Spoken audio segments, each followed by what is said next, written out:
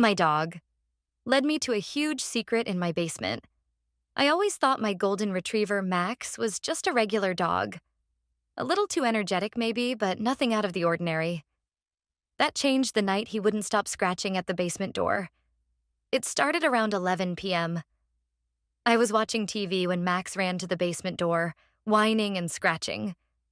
At first, I ignored him, assuming he just wanted to chase a mouse or something. But when he started barking, deep, urgent barks, I knew something was wrong. "What's up, buddy?" I asked, ruffling his fur. But he didn't calm down. His ears were perked, his tail stiff. I had never seen him act like this before. Curious, I grabbed my flashlight and opened the door. The basement was dark and musty, the old wooden stairs creaking under my weight. Max rushed ahead, sniffing wildly. I had lived in this house for 2 years, and aside from storing holiday decorations and some old furniture, I never had much reason to come down here. But as I followed Max, my flashlight flickered across something strange on the floor. A square outline, like a hidden trapdoor. Max whined and pawed at it. A trapdoor? I had never noticed it before. My heart pounded as I knelt and pushed against the wooden panel. It didn't budge. Running my hands along the edges, I found a small, rusted metal handle. I yanked on it, and with a groan, the door swung open, revealing a ladder leading into darkness. Max barked excitedly. "There's no way I'm going down there," I muttered. But Max had already made up his mind. He leaped into the hole, landing with a soft thud below. "Max," I hissed. No response. I sighed. If my dog was willing to risk it, I had to follow. I took a deep breath and climbed down.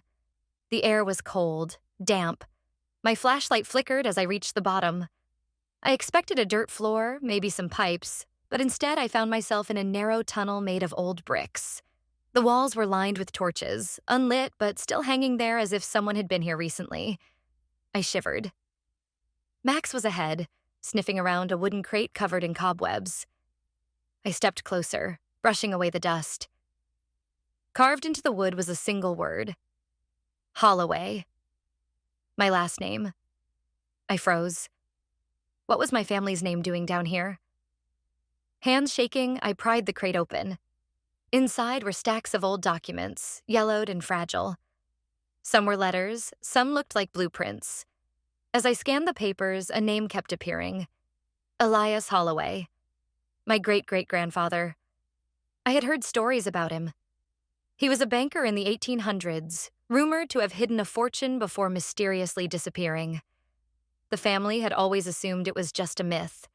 But here, buried beneath my house, were pages of ledgers and maps, and at the very bottom of the crate, something wrapped in cloth. I unwrapped it, revealing a small rusted key. Max wagged his tail. "A key to what, buddy?" I whispered. Then I saw it. A door at the end of the tunnel, partially hidden behind bricks. And I knew. This was just the beginning.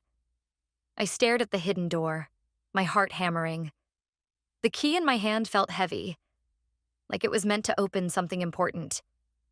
Max sat beside me, wagging his tail as if urging me forward. Swallowing hard, I approached the door. The bricks around it were old, crumbling, as if they'd been placed there in a hurry. I brushed away some loose debris, revealing a keyhole in the rusted metal handle. My fingers trembled as I slid the key in. It fit. With a deep breath, I turned it. The lock gave way, and with a creak, the door slowly swung open. A rush of stale air hit me, carrying the scent of damp earth and something metallic. My flashlight beam cut through the darkness, illuminating what lay beyond. My breath caught. It was a small underground chamber. In the center, an old wooden chest sat atop a stone pedestal. Thick iron reinforcements lined the edges, and the lid was secured with a heavy latch. On the walls, faded paintings and strange symbols covered the brick. Max whined, sniffing the air. I hesitated. My great-great-grandfather, Elias Holloway, had hidden something down here. But what? Treasure? Documents? Some dark family secret? With shaking hands, I stepped forward and lifted the latch. The lid groaned as it opened. Inside, I saw stacks of neatly arranged leather-bound books, each marked with Elias's initials. Beneath them, wrapped in cloth, was a large velvet pouch. My pulse quickened as I picked it up and untied the string. Gold coins spilled into my palm. I let out a breathless laugh. Was this Elias's hidden fortune? Had my family been living above a buried treasure for generations? Max barked, startling me. His ears were perked, and he was staring at something behind me. I turned slowly. In the doorway, a shadow moved. For a split second, I thought it was a trick of the light. Then I saw the glint of eyes. Someone was there, watching. I grabbed Max's collar, my mind racing. Had someone else known about this all along? Then, footsteps, coming closer. I wasn't alone down here. Max growled, his fur bristling as the shadowy figure stepped closer. My grip tightened on the bag of gold coins, my pulse pounding in my ears. "Who's there?" I called out, my voice more unsteady than I wanted it to be. No answer. The flashlight in my hand flickered, casting eerie shadows against the damp walls. Then, another step. The figure emerged from the darkness, and my breath hitched. It was an old man. His face was gaunt, his skin pale and wrinkled, like he had spent years underground. His eyes locked onto mine with an unsettling intensity. "You shouldn't have come down here," he rasped. His voice was dry, like paper crumbling. I took an instinctive step back, Max pressing against my leg. "Who are you?" The man didn't answer right away. Instead, he glanced at the open chest, at the gold, and then back at me. His expression darkened. "This isn't yours," he said. "It was never meant to be found." I swallowed hard. This was hidden by my ancestor, Elias Holloway. This belongs to my family. A strange chuckle escaped the old man's lips. "Elias Holloway," he murmured, shaking his head. "That man. He doomed us all." Chills crawled up my spine. "What do you mean?" The old man took a slow step forward. "He wasn't just hiding gold," he said. "He was hiding something much worse. And now, you've woken it up." Before I could respond, the ground beneath us rumbled. A deep guttural sound echoed from somewhere within the tunnel, like something ancient shifting in the darkness. Max barked wildly, his tail tucked between his legs. The old man's eyes widened in horror. "It's too late," he whispered. Then the torches on the walls, torches I thought were long dead, sputtered to life. A gust of warm, foul-smelling air rushed through the chamber, and the walls trembled as dust and debris rained from above. Something was coming. "Run," the old man shouted. But before I could move, a massive inhuman hand, clawed and covered in decaying flesh, burst through the tunnel wall. And then, I saw it. A monstrous figure, its hollow eyes glowing in the flickering torchlight, crawling out from the darkness. Max whimpered. My body froze. The secret in my basement wasn't gold. It wasn't treasure. It was a nightmare. The monstrous figure dragged itself through the crumbling tunnel wall, its hollow eyes glowing like embers. Its body was twisted and grotesque, long skeletal limbs covered in patches of rotting flesh.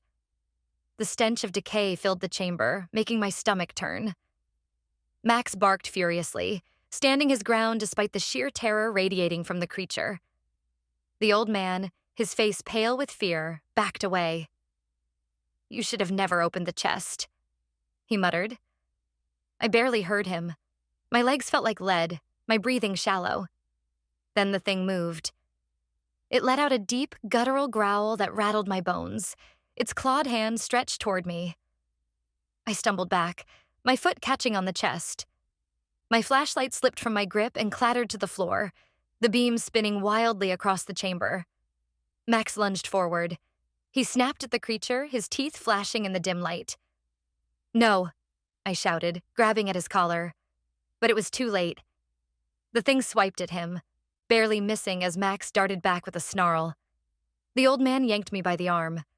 "We have to go, now!" I didn't hesitate. Scooping up the flashlight, I sprinted toward the tunnel entrance, Max at my heels.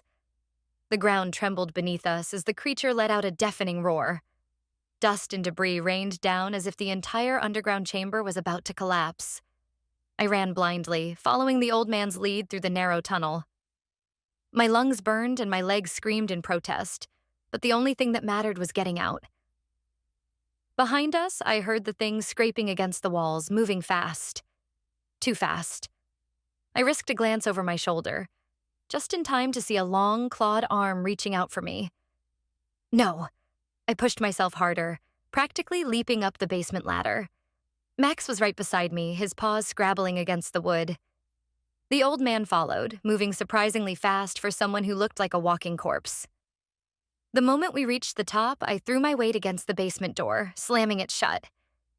The old man locked it with a rusted bolt I hadn't even noticed before. Then, silence. My heart pounded in my ears. Max pressed against my side, his body tense. The old man sagged against the wall, breathing heavily. For a long moment, none of us spoke. Then I heard it. A slow, deliberate scratching from the other side of the door. The old man met my gaze, his expression grim. "It won't stop," he said quietly. "Not until it gets what it wants." My mouth was dry. "What does it want?" He exhaled shakily. Elias Holloway made a deal. He took the gold, but in return he promised something else. I swallowed hard. "What?" The old man's eyes darkened. "A soul." The scratching grew louder, and deep below us something laughed. The laughter echoing from beneath us wasn't human. It was guttural, mocking, a sound that slithered into my bones and made my stomach churn. Max whimpered, pressing himself against my leg. The old man, whoever he was, stood frozen, his eyes locked on the basement door. The scratching had grown into slow, deliberate thuds, like the creature was knocking, trying to get out. I swallowed hard. "You said Elias Holloway made a deal." My voice was barely above a whisper. "A soul for gold. Whose soul?" The old man turned to me, his face unreadable. Then he simply said, "Yours." A shiver ran down my spine. "What?" He took a deep breath. "Elias tricked it. He never paid his debt. He sealed the creature down there and hid the key, but it always knew someone would come looking for the gold." I felt like the walls were closing in on me. "You're saying this thing has been waiting for me?" The old man nodded. "The debt doesn't disappear. It just passes down." I could barely process what I was hearing. Some ancient monster had been trapped in my basement for over 100 years, waiting for someone, me, to break the seal. Another loud thud shook the door. This time the bolt rattled. "We need to leave," the old man said, his voice urgent. "Now." Max barked in agreement. I didn't argue. I turned, reaching for the basement stairs. Slam! The basement door exploded inward, wood and metal shattering as something massive forced its way through. I barely had time to react before I felt it. A freezing grip wrapping around my ankle. "No!" I screamed as I was yanked backward. My hands clawed at the wooden floor, but the force was too strong. Max lunged at the thing, teeth flashing, but it swatted him away like a rag doll. The old man grabbed my arms, pulling me with surprising strength. "Fight it! Don't let it take you!" I kicked wildly, my foot connecting with something that felt like ice-covered stone. The creature shrieked, an ear-splitting sound that rattled my skull. Then the old man did something I didn't expect. He spoke to it. The words were in a language I didn't recognize. Harsh, guttural sounds that seemed to vibrate in the air. The creature hissed, its grip faltering for a split second. That was all I needed. I wrenched free and scrambled to my feet. Max was already up, barking wildly. The old man grabbed my wrist and shoved something into my hand. A small vial filled with a dark, thick liquid. "Pour this on it," he shouted. I didn't think. I just threw. The moment the liquid hit the creature's skin, it screamed. Its body convulsed, smoke rising as it thrashed in agony. The air grew thick, suffocating as the thing shrank back toward the basement. "Go!" the old man yelled. I grabbed Max and ran. We burst out of the house into the cold night air. I didn't stop running until I reached the street. My legs gave out, and I collapsed onto the pavement, gasping for breath. Max pressed against me, shaking. The old man stood beside us, staring at the house. It was silent. Too silent. Then, the front door creaked open. And a voice, not human, not natural, whispered my name. "Holloway." The old man turned to me, his expression grave. "This isn't over," he said. And somehow, I already knew that. The whisper sent ice down my spine. "Holloway." My last name, drawn out like a curse, like it had been waiting to be spoken for 100 years. Max growled low in his throat, his hackles raised as he stared at the open door. The old man placed a firm hand on my shoulder. "We don't have much time."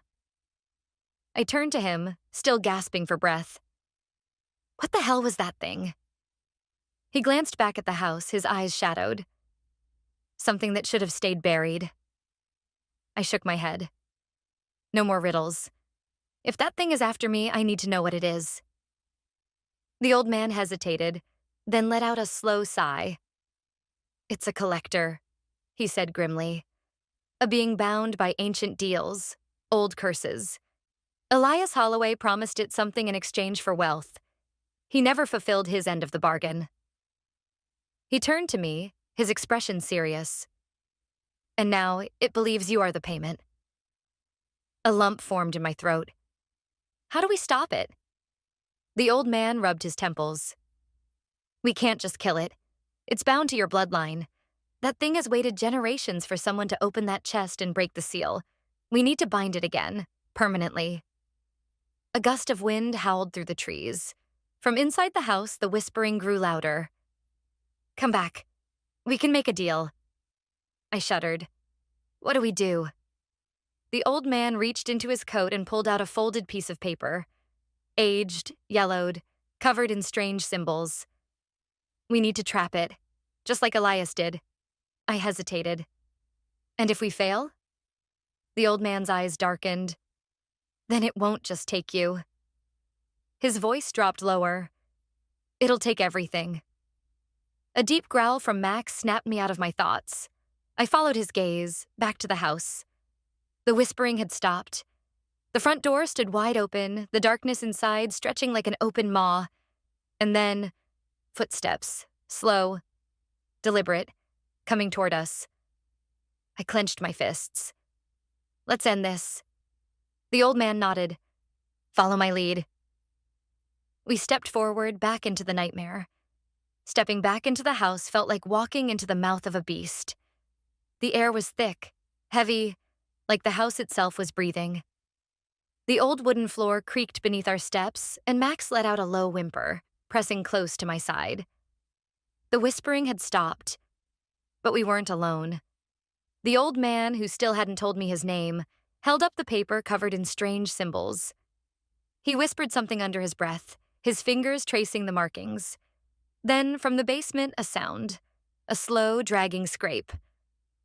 I swallowed hard. "It knows we're here." The old man nodded. "It's waiting." That made it worse. I forced my legs to move, step by step, until we reached the basement door. The wood was splintered, broken from when the creature had burst through. But now the doorway was whole again, like the house had repaired itself. I met the old man's gaze. "That's not normal, right?" He exhaled. "Nothing about this is normal." A heavy silence hung between us. Then, with a slow, careful movement, the old man pressed his hand against the door. It swung open on its own. Darkness yawned below. A chill crawled up my spine. Something was waiting for me down there. Something that wanted my soul. Max barked once, the sound sharp and warning. The old man looked at me. "Stay close. Whatever happens, don't run." That seemed like terrible advice, but I nodded. Together, we stepped inside. The basement was different. The stone walls that had once been crumbling were smooth now, blackened like charred bone. The ceiling stretched higher than before, disappearing into the shadows. The air was thick with the scent of burning wood and something metallic.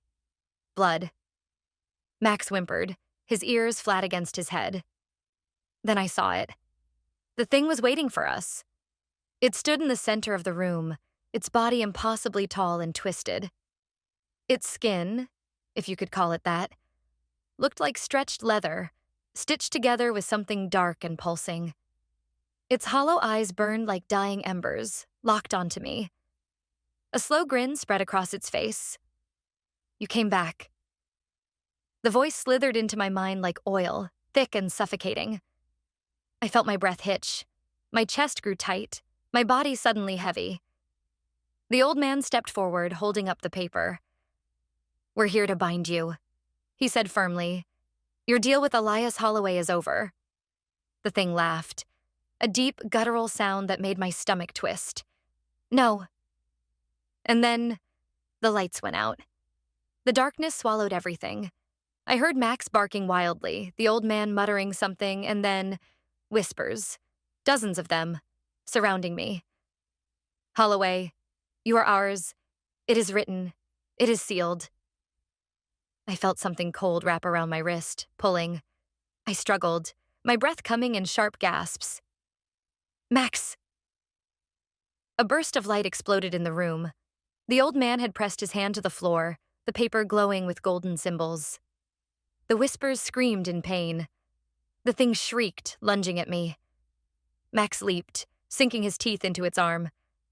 The creature howled, its form flickering like a dying flame. The old man gritted his teeth.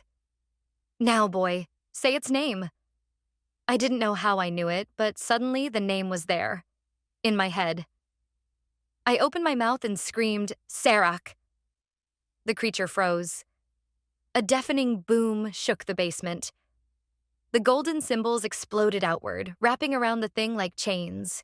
It screeched, clawing at the air, its body shrinking, collapsing in on itself.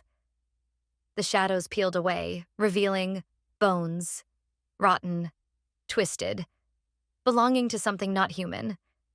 The last thing I saw before the basement swallowed it whole was its face, twisting in rage. Then it was gone. The basement returned to normal. The air cleared. The walls crumbled back to their original decayed state.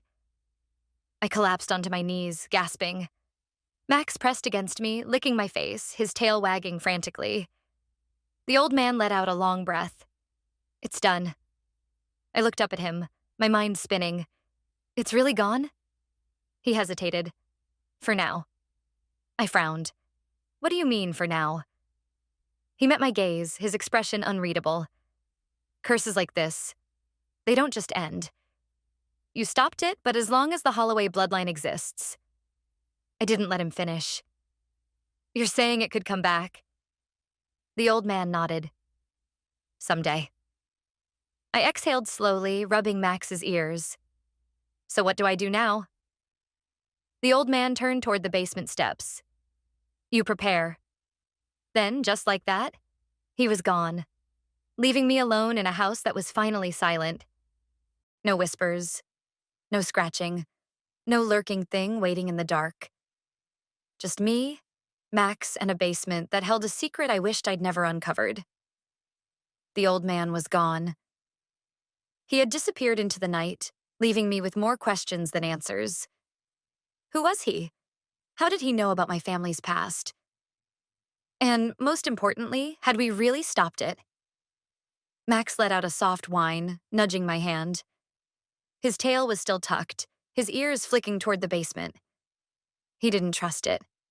And honestly, neither did I. I forced myself to stand, my legs shaky. The basement door was still open, revealing nothing but darkness below.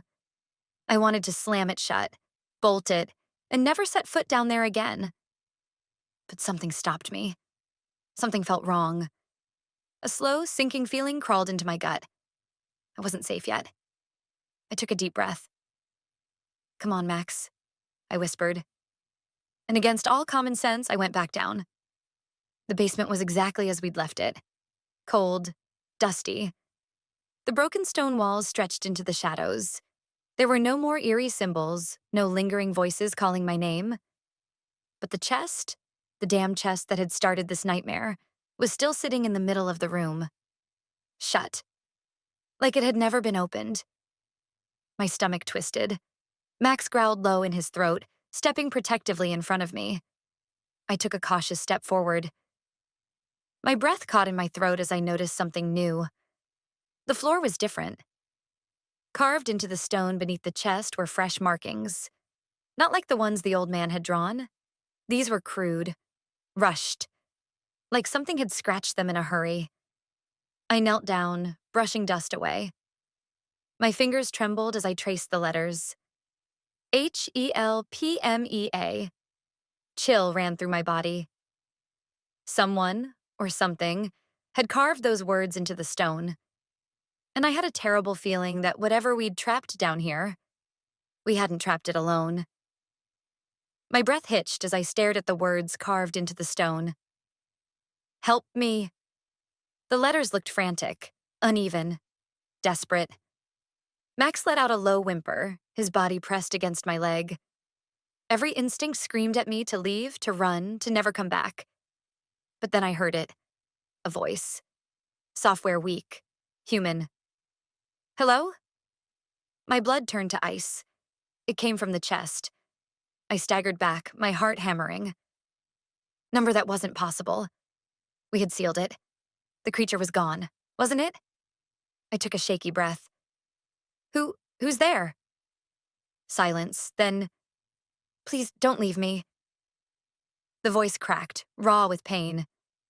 It didn't sound like a monster. It sounded like a person. I turned to Max, my hand hovering over the lid. My body screamed at me not to open it. But what if someone had been trapped down there? What if Elias Holloway had left more than just a debt behind?